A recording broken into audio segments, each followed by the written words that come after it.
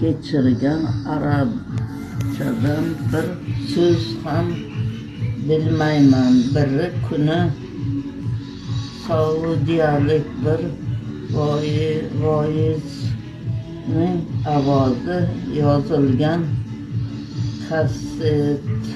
kasetani eshitib qolgan voiz baland ovozda shijoat bilan la ilaha illallohni aytayotgan edi.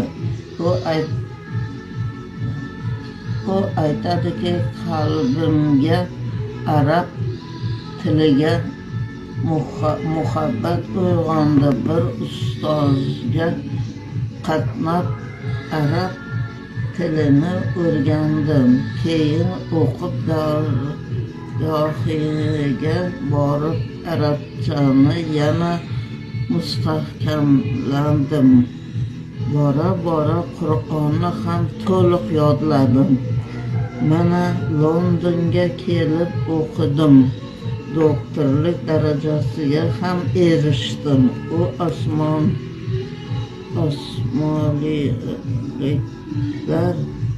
osmonliklar islom markazi rahbari edi. Uning va'zligi, xatibligi, qariligi, muollamaligi ham Allohda e'tibordadir. Go'zal xulqini aytmaysan.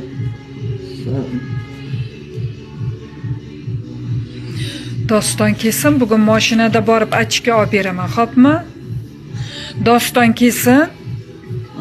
Mashinada olib boradi, achka olib beraman, xo'pmi? Taqib ko'rib olishingiz kerak-ku. Bunda ham yaxshi ko'ryapsizmi? Yaxshi o'qiyapsizmi?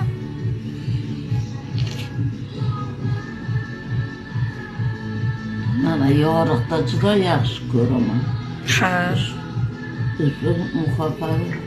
Muvaffaqiyat hikoyasi bechora ko'ngillar orasida chiqqan arabchadan hech narsa bilmaydigan balaqayga tegishli.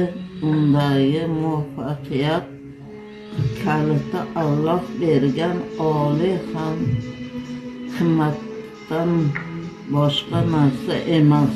Uning muzikani yomon baland qo'yish sababi o'z-o'zini o'rganishi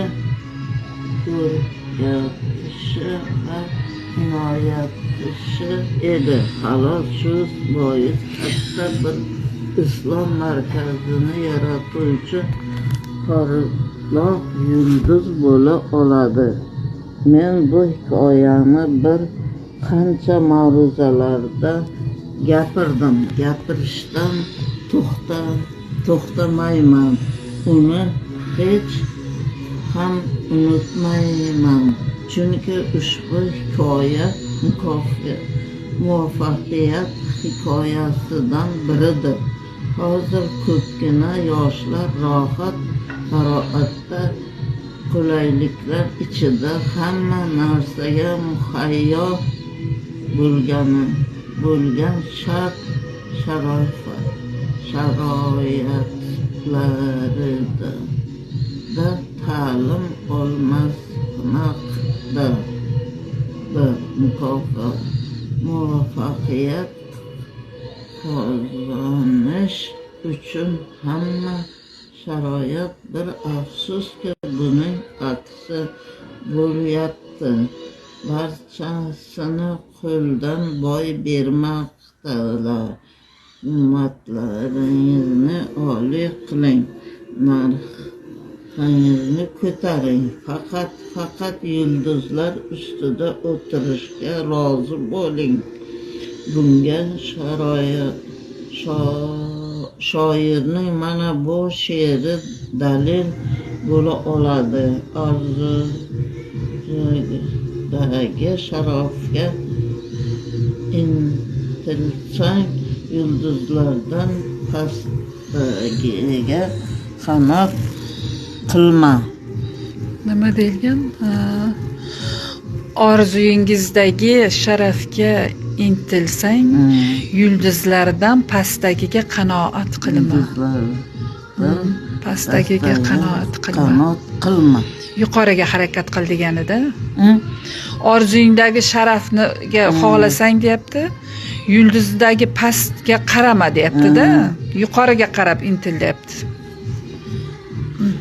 Buni o'qib bo'ling, yana olib beraman kitob. Mamnun yashang. Narigi kitoblaringiz ham turibdimi hammasi? Ha, o'qib bo'lgansiz hammasini. Muhabbatga berganman. Hammasini o'qib chiqqansiz. Yana olib beraman. Buni o'qib bo'lsangiz, o'qursiz, hali yana yarmiga yetmasa yana olib beraman. Achki bugun borib olaylik nimadan?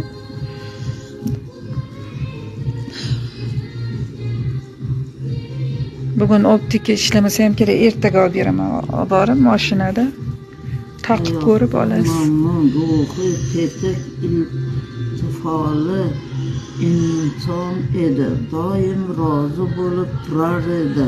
U odam bergan majlisga kelsa, bu joyiga foiz qilib xushchaqchaqlik boshlanar edi. Hazilkash inson edi. Masjidda esa doim birinchi safni lozim tutuvchilardan edi. Alloh bergan rizqqa qanoat qilib rozi bo'lib yashar edi. Hech rizq g'amini yemas edi. Shuning